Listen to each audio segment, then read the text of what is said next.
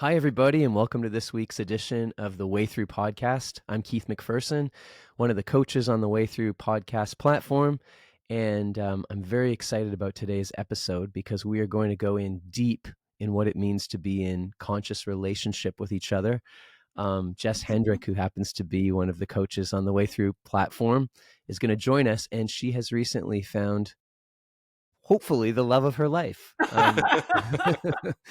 So we're going to invite in a special guest today, Wilk Itzhin, who's Jess's new partner, has courageously agreed to be here on the podcast. And we're going to talk all about what it's like to be in a brand new relationship, and also the work that they've done to find each other and what it means to move into conscious relationship with each other. So for those of you that are listening that are currently in the in-between stage where maybe you recently broke up with your partner and you're like, now what? I'm hoping that this episode will give you some encouragement, some hope, and also some deeper understanding of what it means to move into a brand new relationship if you are single.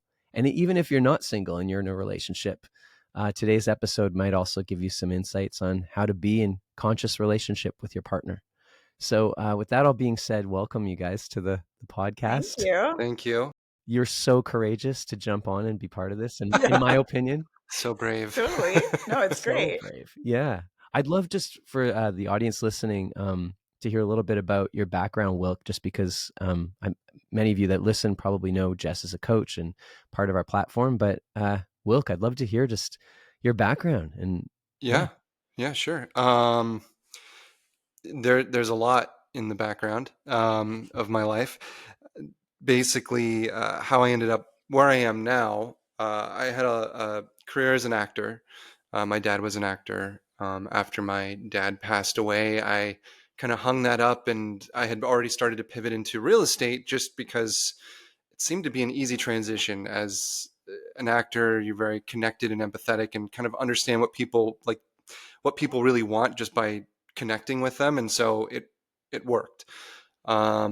And in that process, and after my dad died, I had gone through a lot of experiences of grief and relationships, and I started to help other men work on themselves. I had started to do men's work, so kind of in the vein of like David Data and John Wineland, and I had a coach and a mentor in that world. And I'd been doing that for a while, and then I started to host my own men's groups and retreats, and got really involved in basically my curiosity and understanding the relationship between men and women, between masculine and feminine, and really knowing what's within us to better understand that, so that we can better understand each other. I started to work with that a lot and started to help people. And so now I'm kind of in the in-between of still doing real estate, but pivoting towards more of a career of like men's coaching. And also there's I don't want to go all into it, but I'm starting a company in the wellness world, basically to help people kind of find themselves and work on this relating stuff that a lot of people really don't understand. yeah, this relating stuff is real, isn't it? It's so Wow. real. It's so real. Thank you so much for being here. And I really admire the work you do, just in terms of the work you're doing, especially with men's groups. And we haven't really covered that much here in the Way Through podcast, but I think there's a lot of work to be done there. And it's powerful and fierce work in order to prepare ourselves to be better partners in relationship. So I'm really excited that you and Jess have met. I'm just curious, and I'm sure the listeners are like, how did you guys meet? How did this all happen? How did you come together? Do you want me to go? Yeah, Okay. Let's see. Well, I think that for one thing, I'm positive we have crossed paths without knowing it over years, because our circles are very close. Like the community that we're both in, like somehow we've just missed each other at different events. I don't know what they are specifically, but I know that like she's in the same world I'm in, but somehow we just never saw each other. But I'm not a big fan of the algorithm and Facebook and all those things and dating apps, but I will thank Mark Zuckerberg for his people you may know algorithm popped up. There was Jess. I was like, oh, she's interesting. And we had mutual friends. I was like, she's cute. All right. I don't know. I feel like I know her. I feel like I know her. So I added her and then really didn't think much of it. But right away she added me and messaged me. Because he was cute.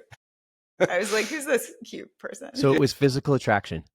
I mean, I can't speak for her. I don't think you can tell that from a picture, but I was like, he's kind of cute. I don't know. I get a lot of Facebook requests, but I don't accept them all.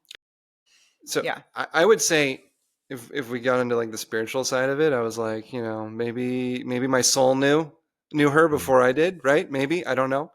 But I threw in a nice little joke in her. She's like, how do we know each other? I'm like, I'm realizing we don't know each other, but I saw that you're a therapist, and I don't know, maybe my subconscious was saying you were cute, or I need therapy. I'm not sure. Nice.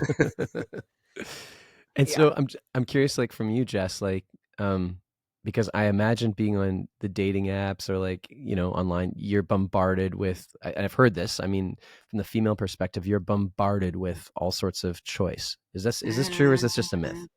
I mean, I'm very specific about what I would want and what I was looking for. So I don't feel bombarded. I feel like there's not a lot of alignment. Like you could get a lot of messages from people, but really quickly you can tell that it's not aligned. Right. So it's not my favorite. Like I was on the apps and I was super specific and I had a profile that really weeded people out, I think. But yeah, I don't feel like there's all this choice. I feel like it's like a needle in a haystack situation where I don't even know if the apps really support us at all. I think there's like a rare instance where like sometimes you can come together with someone great, but for the most part, I think it's really a waste of our time and energy, honestly, because it still kind of speaks to that whole reaching outside of yourself to try to find something rather than becoming what it is that you want to attract within yourself. So yeah, I don't love the apps. Yeah, no, they definitely are like very contrived. But what I'm appreciating about you is, and knowing you for so long now, like you've done a lot of work to arrive back into a relationship.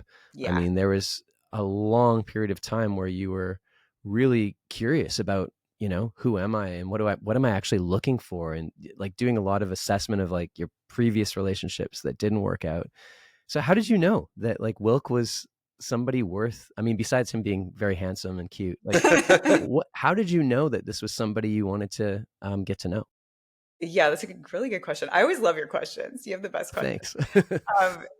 Yeah, that's a good question. So, I mean, initially I didn't know, and I'm committed to like creating what I want to create in partnership, but honestly, I was feeling super frustrated and like exhausted by the process. But I would still put myself out there, and so we like got on a call and talked for a little bit. And I was in Aspen, and I was kind of just like going through the motions of that. But he was super, super easy to talk to, and then I just felt this like pull to him, which was just weird. Like I haven't really felt that before, and I was like, this is interesting. Just like a pull. Like I wanted to keep talking to him, and then every time we talked, there was just so much alignment. It was insane. Like what we've been through, we're both in like the same world of recovery, what he wants to create, what I want to create, like yeah, it was just so much alignment that I was like, can this even be possible? Because I was trying to go for like 80% of what I wanted with this whole like you said, I've been for years and years, like every time a relationship didn't work out, I would like look at what was my part, what did I need to work on to heal, what are the qualities that I really need for something to possibly work out. So I just kept refining this vision over years and years and years, and like he's literally like 95, maybe even higher than that percent of all the things that I wrote down. It's bananas. Wow. So interesting. yeah. It's really interesting early on when you feel that pull. I've only felt that once in a previous relationship, and you just kind of know. I'm curious, Wilk, did you have anything like that on your end, or what was going on when you first connected with Jess for you? Yeah. I didn't have like a specific list of like, I mean, I did and I didn't. Like, I just knew like the energy that I wanted to connect with in someone. And as we got to know each other, everything about her was like, oh, these are all the things that I've been looking for in different people. And I'm like, oh, there's a piece of that and a piece of that. And like, it was all in one. So it was kismet. It was like this perfect concoction of everything that we were both looking for. I had gotten out of a relationship about 6 months before that was in contrast, just the exact opposite of everything that Jess is. And I was like, oh wait, this is possible. Like someone actually like thinks I'm funny. And like just even just the smallest contrasts were really stood out.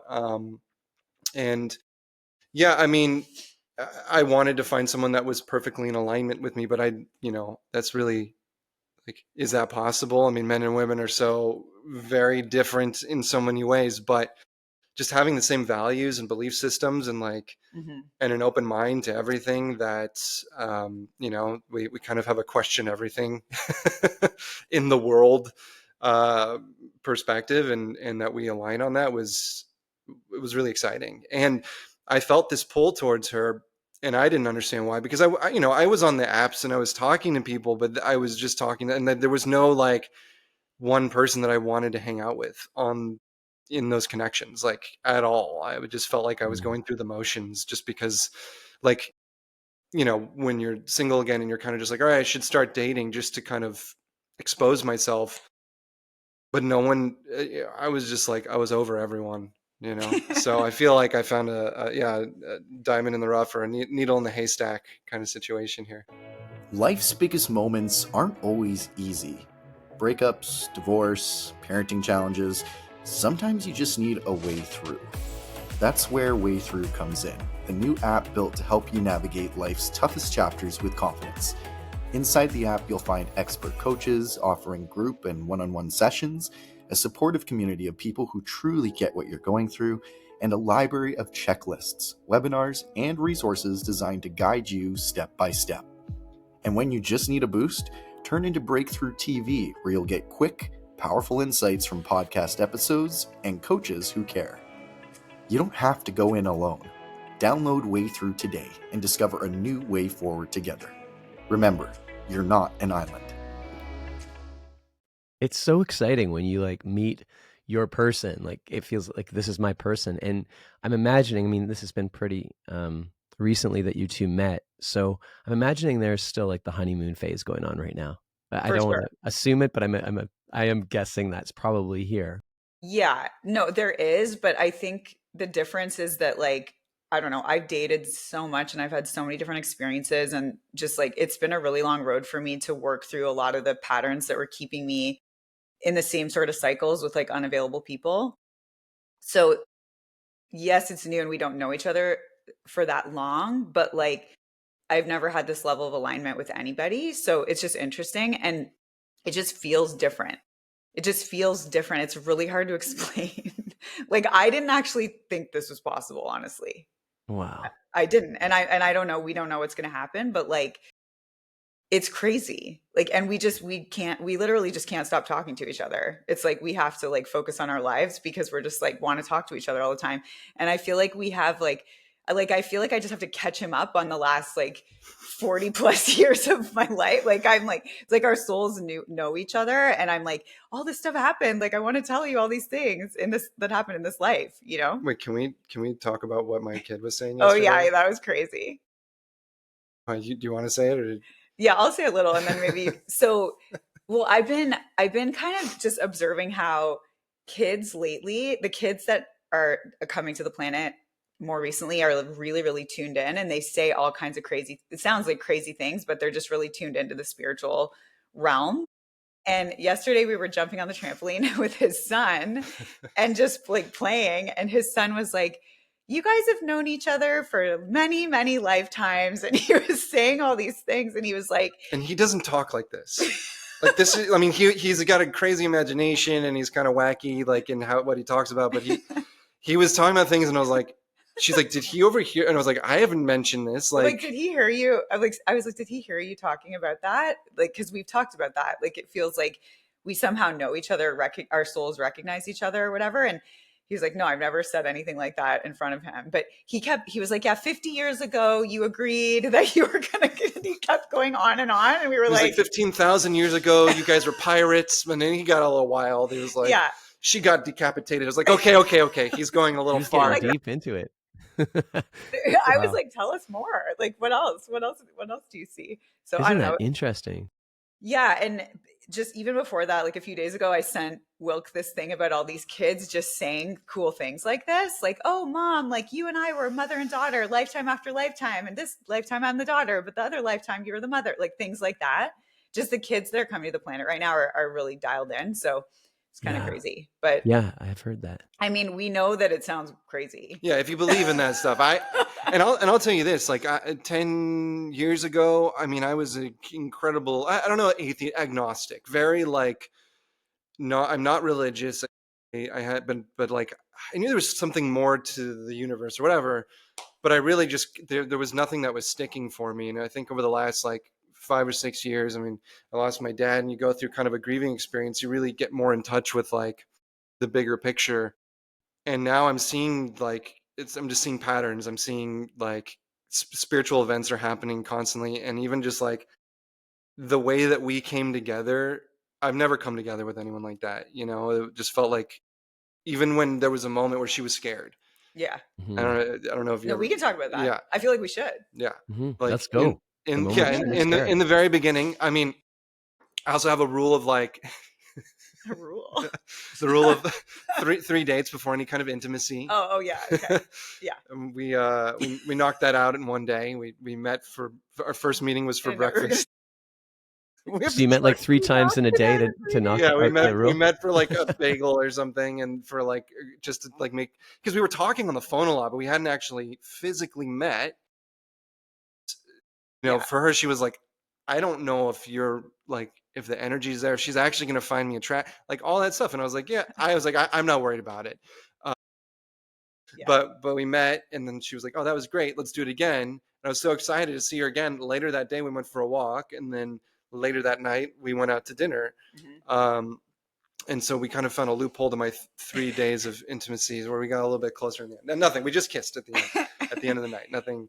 But from there, it was like, oh, wow, that was really great. So let's see each other again the next day. And the next day, she went and she got scared. Yeah. I mean, you can Yeah. talk to your own stuff. Well, but- yeah. So, yeah, okay, because I'm in a 12-step program, right? Like I'm very open about that with like healing from love addiction and like toxic relationship stuff. So I'm really careful because I know that I have a tendency towards certain things, right? Like I wouldn't suggest like developing a connection with someone via FaceTime or on the phone. Like you should meet them as soon as possible.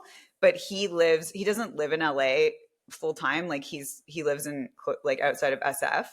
So we couldn't meet. So we were talking, and anyways, it was, I love talking to him, but I've had that experience before where I'll be talking to someone and I'll meet them in person and it's like not there. Yeah, that's a And great point.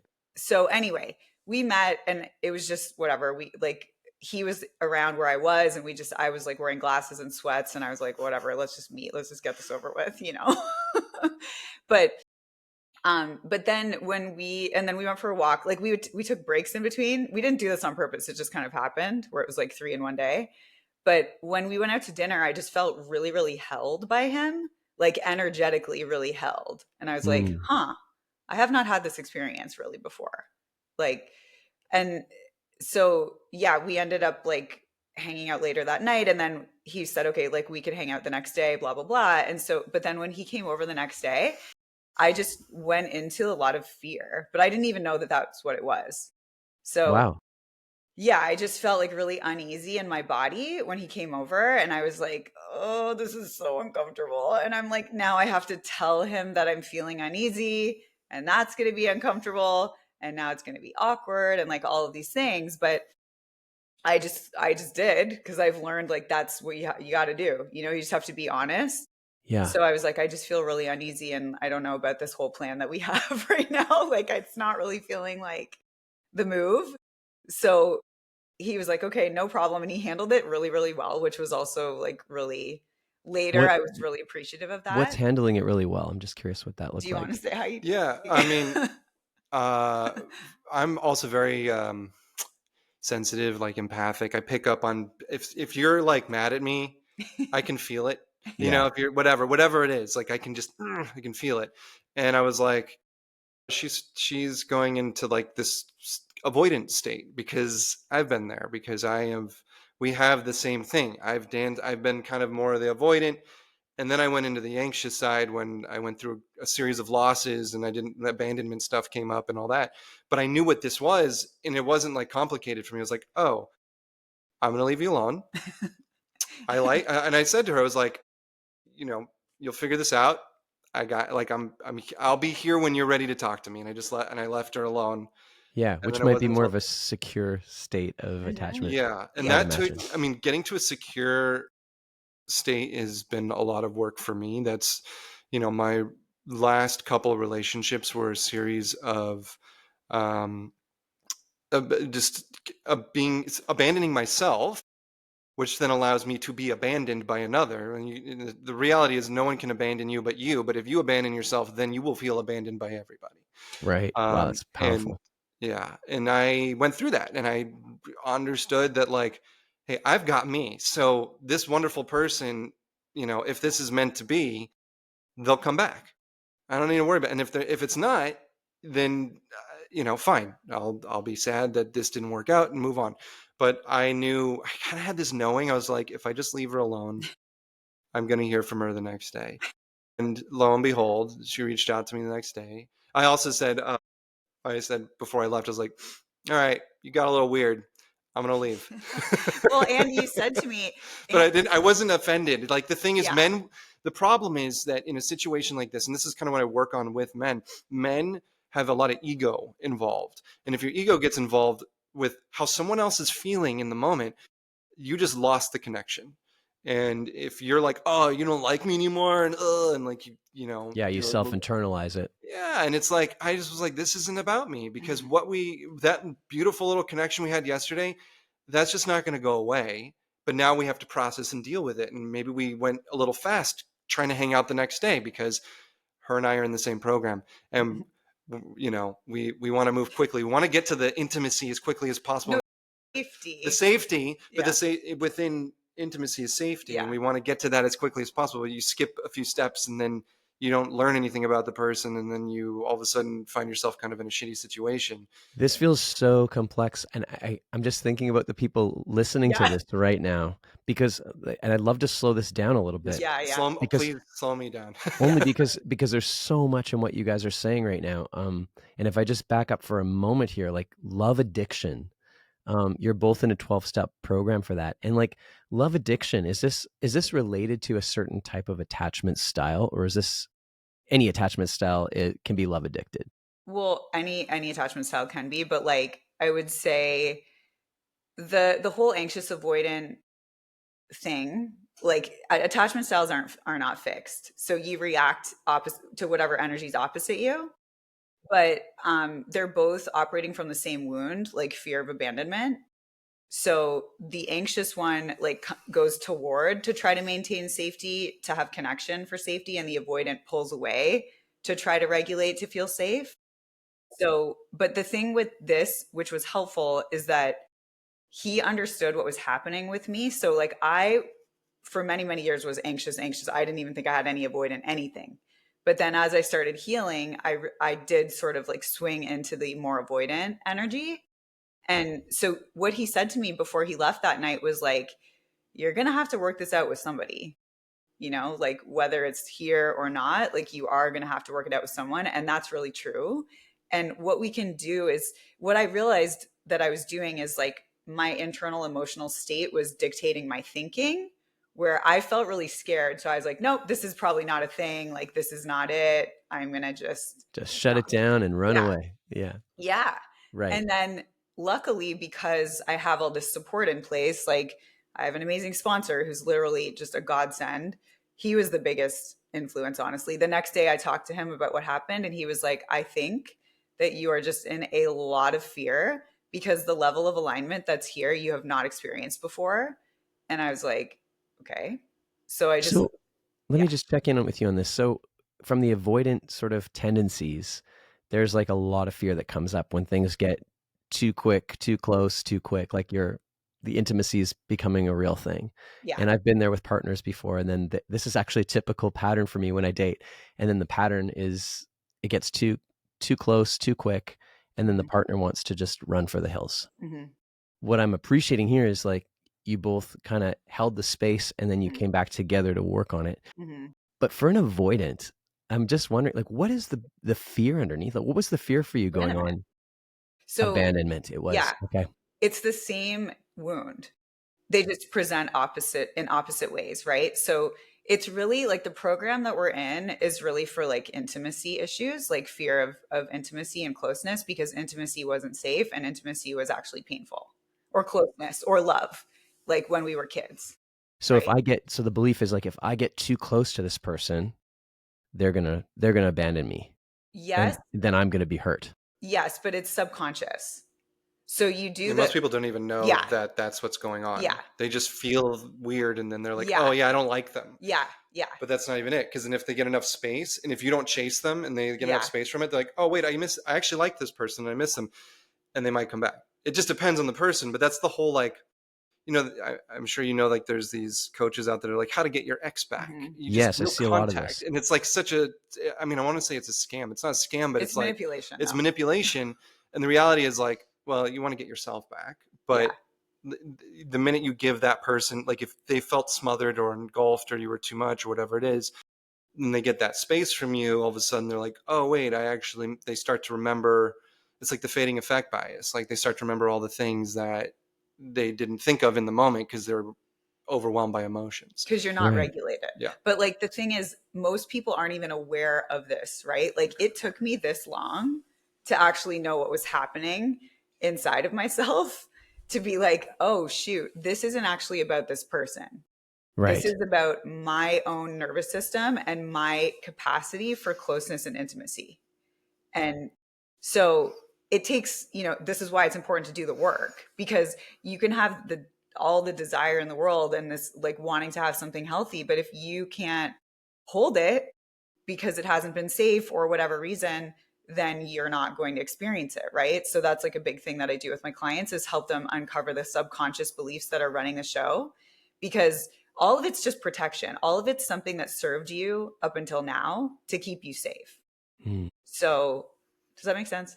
It does. And so what I'm curious about is that you have this sort of aha because you've been doing this work for quite a while, and you're like, I'm actually in an avoidant pattern right now, and my partner is giving me a lot of space to be on my own now. How did you turn it around and come back? And then what did that conversation look like between you two? Well, I think that also the good thing about us is that we just talked about all these things from the beginning. So like open communication, even when I was super uncomfortable when he came over the next day, I was like, I just have to speak this. I have to tell the truth of what's happening. And he said, like, if you hadn't been able to communicate so well, I don't know if this would have like gone anywhere, because Communication. like, yeah, because it's hard. It's hard, like from his end where I was all like into it the night before, and then the next day he comes over and I'm like that's hard to be with and Yeah. not take it personally. Wilk, how did you not take that personally? Well, I think that when I got home that night, there was a moment of like I beat myself up a little bit around like, oh, we pushed this too quick. We went to the next date really quick, didn't have time to integrate and actually like feel what that was, that nice connection that we had. We wanted to feel it right away because that's the love addict side too. That's the like, oh, I want that hit again, whatever that is. But that's not, our systems needed to integrate. So I sat in that a little bit, and then I was like, I didn't take it personally. I think because I've spent so much of my life taking it personally when something like that would happen. And then I reflected on how I've been that way, where like I, connected with someone and then I pushed them away because I was feeling uncomfortable or whatever it was. And I was like, but if I had just given myself that space, I would have come back. So like, I just needed to, like, I just kind of reflected on a lot of the work that I've done in my own history to kind of understand that this wasn't about me. And it's taken me a long time to get to a place where I don't take these things personally. But I'm 40 and I'm like, do I need to spend the rest of my life? Like, and it comes from we want to recreate the lack of safety that we experience as children in relationship. Now, this wasn't a relationship yet. I mean, we're relating, but we're not like committed or anything like that.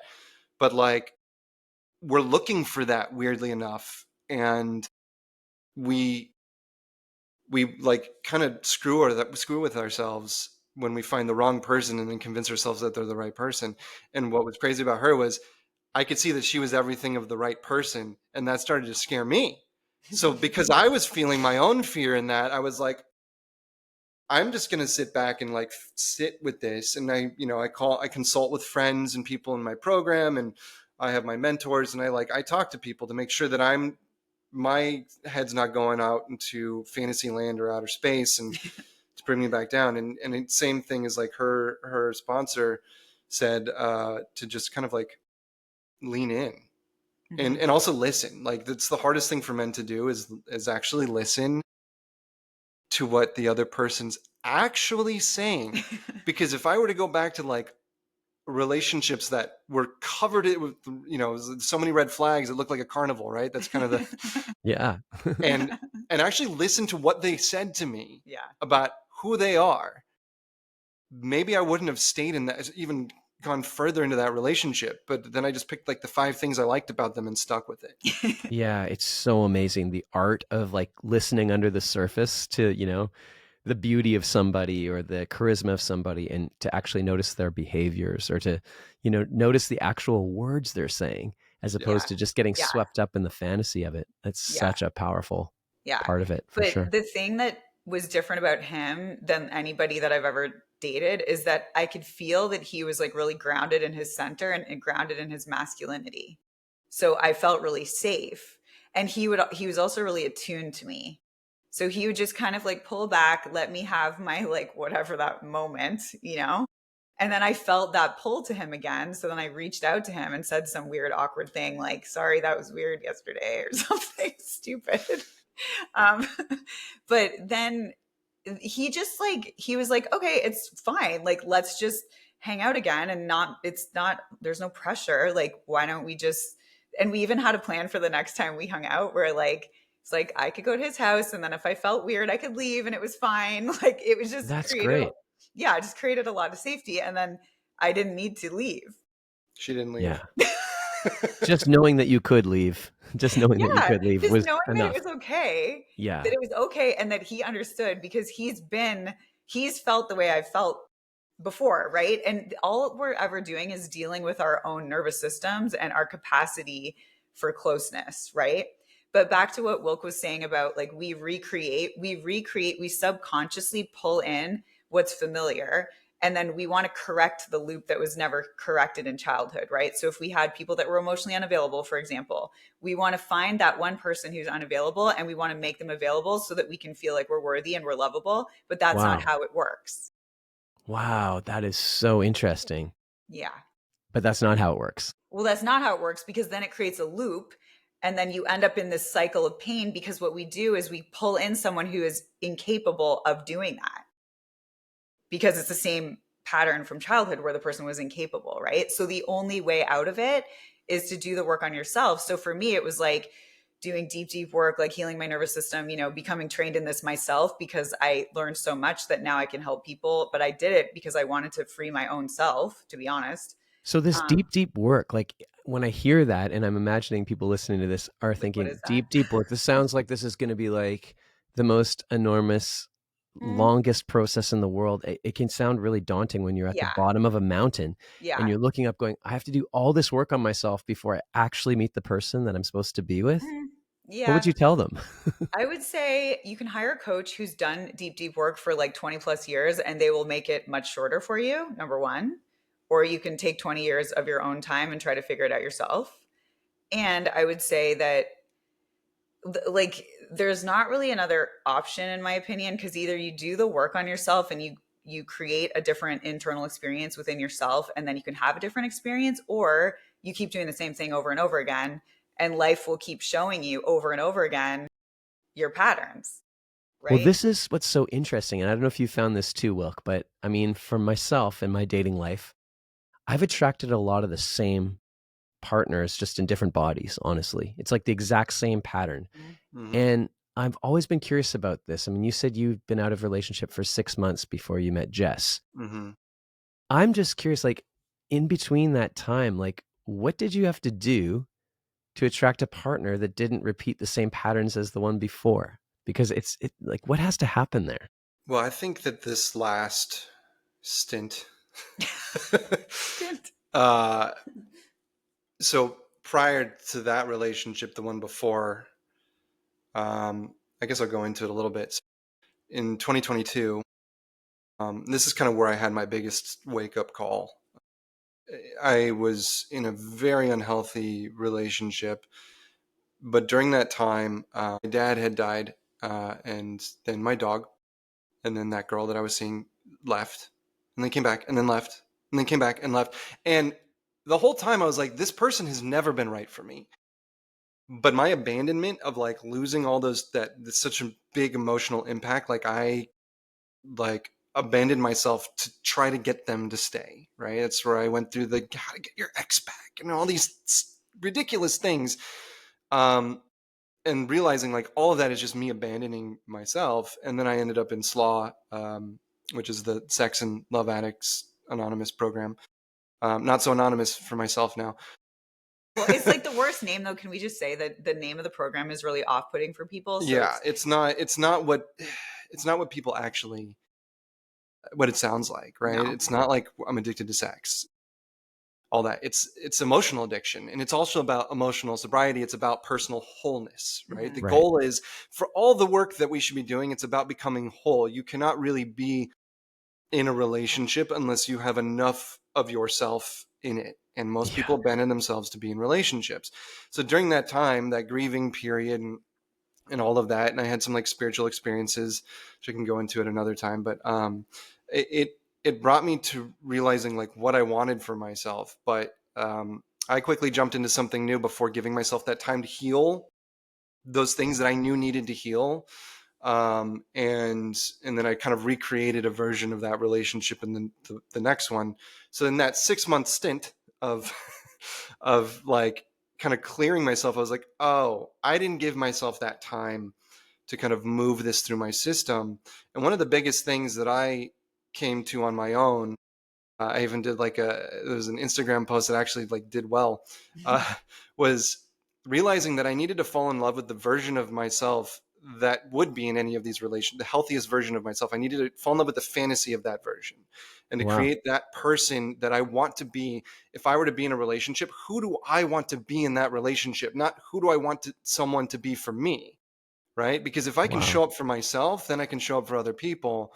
And really understanding what that meant really grounded me in that. And, you know, doing men's work and grounding as a man, you need to ground yourself in your, you know, your masculinity. And that's not like, being a man, I gotta go to the gym, which I went to the gym. You got to take care of yourself and all those things. But it's really like, once you really understand what you want for you, you'll start attracting someone that mirrors that. And I feel like Jess mirrored all the things that I wouldn't allow myself to have in the past in a person. And now I'm like, because people are even saying like, oh, you guys are like the same person or whatever. And I'm like, people keep saying it's that. crazy. But the thing is, a year ago, I wouldn't have been this person, you know, like these things existed in me, but I couldn't get there because I had to, like, they say like, really taking care of your inner child, like reparenting yourself, like that's a big part of it, is really showing up for yourself the way your mom or dad didn't do it for you, or even the way your siblings didn't do it for you. You have to show up and take care of that part of yourself, and then you're able to give back. Then you're able to reflect that back to someone. Then you can show up for someone else and hold that space for them and not fall apart. Because the biggest problem in relationships is we don't listen, and then we take on the other person's problems, and then you start kind of like fighting from that place of what you think is going on with them, but it's not really what's going on with them. It's just your ego. It's that little child that like is trying to fight for attention or whatever it is. And so the minute you can kind of like nurture that side of yourself, then you can show up authentically. Wow, that is such good wisdom. I'm loving that from experience. You were reminding me a couple of minutes ago when you were talking about not being as focused on, you know, who's the person that I want, but like, who do I want to be in relationship. My past partner that I recently ended things with, which was a whole other story. But one of the best questions she asked me right towards the end of us dating, she said, "What's it like to date Keith?" And like, I thought that was such, and so what is it like to date you? You know, and we took turns like expressing to each other what it would be like to date ourselves, like if we were dating ourselves. And I thought that was such a brilliant practice to really get clear on what would it be like to date me? And am I in alignment, you know? And it was interesting as I was doing that experiment to like notice the different values that were coming up within myself and like the parts of myself that I'm really honoring. And then I also felt these parts of me like, oh, I don't know if I would want to date that part. So it was like, it made it really clear the parts that have been healing and the parts that still need a lot of attention. It reminded me of that when you were saying it. So now I want to ask you guys the question, but just for people that are tuning in right now, it might be something worth exploring is, you know, what would it be like to date yourself? If you put yourself outside of yourself for a moment and just in third person, what's it like to date you? It's a brilliant idea. You want us to answer this? I mean, if you'd like to, you could. I just don't, I mean, you don't have to, but I'm just curious. I mean, I don't know. I feel like one thing, this might sound weird, but whatever. Like I was saying to my friend Teal, like I want to date somebody who's like on the same kind of level as me with like consciousness and emotional intelligence and all that stuff. And that's like what I needed. And I wasn't able to find that within anybody. So, but like, even but you if do have that within yourself. Well, yeah, but I wasn't able to find an equal in that realm for a really long time. But I did have that with my friendships. So like friends that are on the same level and friends that are on the same path of growth and things like that. So, I mean, I know my shit. Like I know some of the things about me that like could be a lot for people. Yeah. But I also know how to do the work so that it doesn't go like I handle it. You know, like none of us are going to be perfect. There's no perfectly healed moment where you're like, okay, like now I'm ready to be in a relationship. Totally. That doesn't exist. But you do have to take responsibility for, like, that's why doing the work, again, like back to doing the work, but like knowing yourself and knowing your patterns and knowing like the things that can trigger you and how do you show up that maybe could be like something small happened with us and I was like watching myself because I was like, okay, I'm communicating how I'm feeling. Like that's all I need to do. Like in the past, I would like want to keep talking about it and keep like going over the same thing. And I was like, that's enough. Like I don't need to keep. And he was like super receptive and it was fine. And that's healthy communication, you know? Something that is really important in that though is if your partner needs to keep talking about something and you're regulated, if you're not, you got to step away. But if you're regulated, hold the space until they've said it enough times that that the charge is gone. And that's taken me a lot of work. I mean, if I could go back to, 10, 15 years ago, I'd be like, how many, you got to keep going on about this. Like, and that's where a lot of conflict comes up because you're not actually hearing what's going on with the person. You're just hearing this attack that you feel like you're getting. Yeah. And I like, even in this moment, we don't need to go into the specifics, but like, I knew that what had happened made her feel really uncomfortable and dysregulated. And I'm not going to be there. I'm not trying to fix it. Mm-hmm. We do not need to fix someone else's emotional state. By being a safe place, a safe landing place for someone to express how they feel without you getting reactive is going to be the thing that fixes their emotional state without you trying. And a lot of people don't understand that. Something else that I think is really important, and I'll tell you what it's like to date me more specifically, because if you want, I'm just curious. It's pretty great. I want to hear what you say. It's pretty great. It's pretty great. I will tell you. Then I'll tell you what it's like to date him after he tells me. Okay, that'd be cool. Yeah, see where I got it wrong. But something really important here is we're talking about, and you need to be a whole person. No, of course, but you don't need to be 100% healed. You heal in relationship too. Mm-hmm. But there's certain parts of yourself that you do need to know about yourself so that you can be in a relationship. But you can't look for a relationship to fix you. A relationship will reflect back to you what you haven't worked on and give you the opportunity to grow from that. Mm-hmm. Otherwise, you're gonna fuck it Yeah. up again. That's exactly right. It's exactly. Now, as far as dating me goes, What's it like? I mean, I am really generous, confident. Apparently, I'm really funny. So you'll never have a date without laughing. You might see me cry Yeah. once in a while because I feel things deeply, but not like in a kind of emotionally vomiting kind of way, but just like a beautiful cloud, and I'll cry. Cry. I might take you on a spontaneous adventure. And I might drag you from Los Angeles to Northern California to hang out with me. How's that sounding, Jess? That sounds accurate. And I would Accurate. also add that I just feel so taken care of. Like, it's crazy. It's just crazy. But not in a, because there's something to note here. Not in a people pleasing, oh, I want to take care of you so you'll like me kind of way. Because there's a difference. If you're a man and you're like, I just want to give her the gifts and the money and the flowers and all the things because she'll like me more. That's not attractive. There's no polarity there. Totally. But it's like, oh, I want to protect you.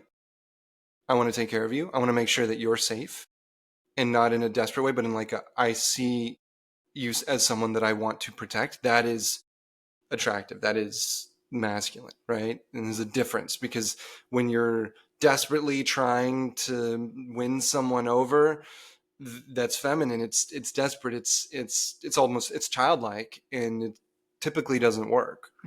Unless the other person has no like self-love or whatever it is, for themselves, and maybe they'd abandon themselves to accept that. But if you really want to win someone over, you just got to show up as you and be giving of yourself. That is such a good point. It reminds me of my friend Ned, who says, just be yourself because everyone else is already taken. Yeah. I love that. Yeah. I'm just so appreciating talking to both of you. And we've talked about this in previous episodes, but when we're in a relationship with somebody, how there's like what I call the third entity. It's like it's the voice of the actual relationship. So it's not Wilk's voice or Jess's voice, but it's like there's almost like this third entity that happens in relationship, and it represents the voice of the relationship. And I'm just so curious, like as we're coming closer towards the end of our conversation, if your third entity, like the relationship right now in this current state, was a person, place, or thing, or a metaphor, I'd love to hear from both of you. What would it currently be, your relationship's third entity? I'm not good with like abstract questions like that, but I'll just give it a go. but I'll just say that it literally feels like it's something beyond me. Like because I was so in this mode of like, if I don't like control and manage this whole thing, like in terms of like dating and trying to meet somebody and blah, blah, then it's not going to happen. And at the same time, I was kind of like, this is never happening. Like, this is just never going to happen. And I feel like whatever this connection is between us is just its own thing. Like it's literally a spiritual experience where I don't really have to do anything to like make it go a certain way, which might sound weird, but I've never had that experience before. So it just feels like it's its own thing, and then we can just show up for it, I guess. I don't know if that makes sense. Yeah, absolutely. How about you, Wilk? What comes to mind for you? Yeah, I'm trying to think of like the poetic side of me wants to personify it and give some kind of butterfly. It's like a butterfly. Should Beautiful. I read my butterfly poem? Maybe next time.